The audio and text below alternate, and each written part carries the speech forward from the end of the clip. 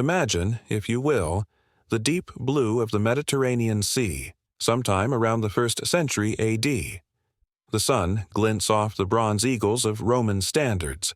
A fleet of quincunxemes, powered by hundreds of straining oarsmen, patrols the waters, the undisputed masters of their world.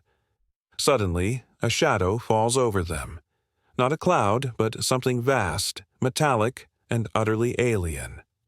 A modern Nimitz-class aircraft carrier has just appeared on their horizon. What happens next? This isn't just a simple mismatch. It's a clash of civilizations, a collision of millennia. We're pitting the pinnacle of ancient naval power against the apex of modern military engineering. Let's break down this incredible scenario.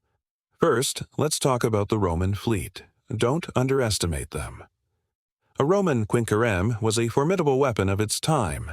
These weren't just transport ships, they were floating fortresses.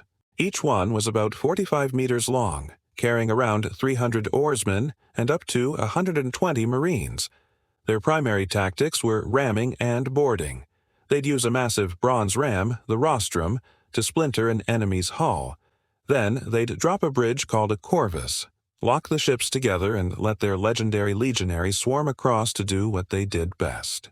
They also had siege weapons on board, like the ballista, a giant crossbow that could launch heavy bolts, and catapults that could hurl stones or pots of flaming pitch. In a large fleet action, you could be facing hundreds of these vessels, a terrifying sea of wood, bronze, and hardened soldiers. They conquered the Mediterranean for a reason. Now, let's turn our attention to the Challenger from the future. A Nimitz-class aircraft carrier is, to put it mildly, on a different level. It's a floating city, a sovereign piece of American territory over 330 meters long. It doesn't use oars or sails. It's powered by 2 nuclear reactors that allow it to operate for over 20 years without refueling. Its top speed is over 30 knots, or about 56 kilometers per hour, easily outrunning anything the Romans could put in the water. But its real power isn't the ship itself. It's the air wing it carries. We're talking about roughly 90 aircraft. This includes FA-18 Super Hornets, multi-role fighters that can dominate the skies and strike targets on land or sea with pinpoint precision. It has electronic warfare aircraft that can jam communications and radar, and early warning planes that can see everything in the sky and on the sea for hundreds of miles around. So, the first encounter. The Roman commander, probably a seasoned admiral, would be utterly baffled. This island moves faster than any ship he's ever seen, against the wind, with no oars. He'd likely think it was some divine omen or a monster from the depths. Superstition and fear would be the carrier's first unintentional weapons. The Roman sailors, seeing this gray behemoth cutting through the waves, would be terrified. Their religious beliefs would offer no explanation for such a thing. Assuming the Roman commander musters his courage and orders an attack, what would his strategy be? He'd likely order his fleet to encircle this strange vessel, trying to use their numbers to their advantage. He'd want to get close, to ram it, to board it. The ballistae and catapults would be prepped to fire. This is where the fight ends before it even begins. From the carrier's perspective, the Roman fleet wouldn't even be a threat. It would be a curiosity. The ship's advanced radar would detect the Roman fleet from well over the horizon. The carrier's captain would have hours of warning. He wouldn't even need to risk his ship.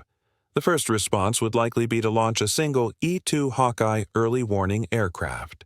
From thousands of feet in the air, its powerful radar would map out the entire Roman formation.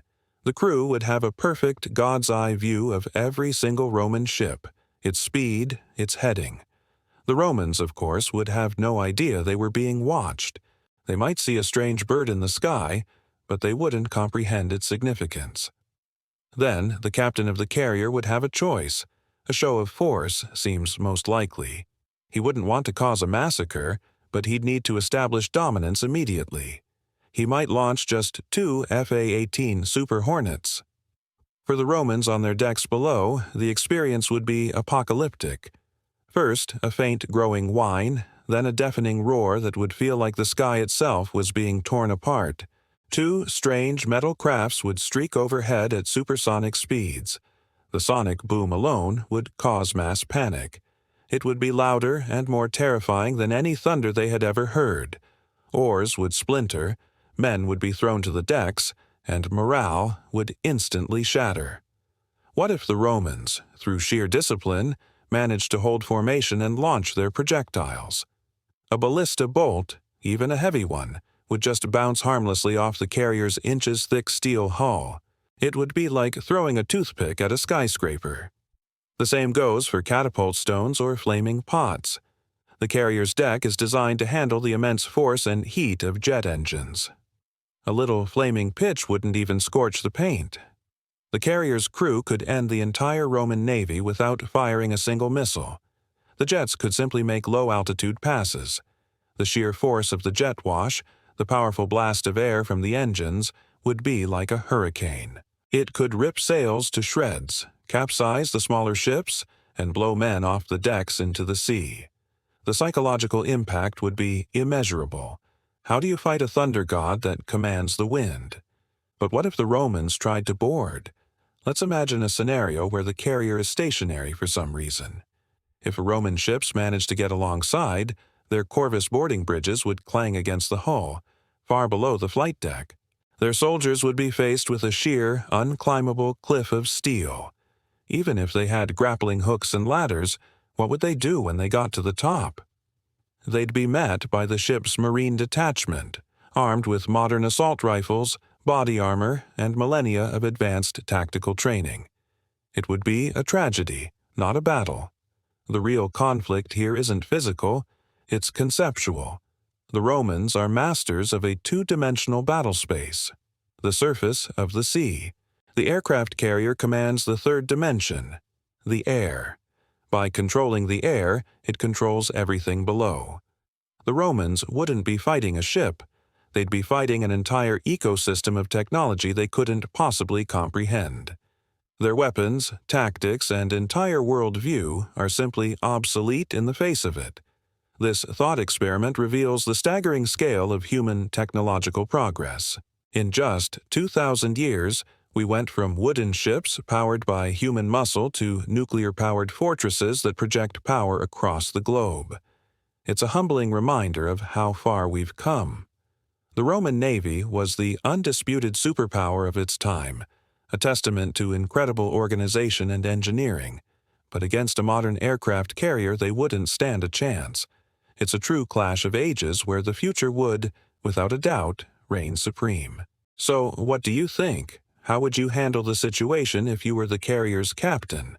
Let me know your thoughts down in the comments. Thanks for journeying back in time with us today. If you enjoyed this speculative showdown, be sure to hit that like button, subscribe, and ring the bell so you do not miss our next dive into history's greatest what-ifs. Until next time, stay curious.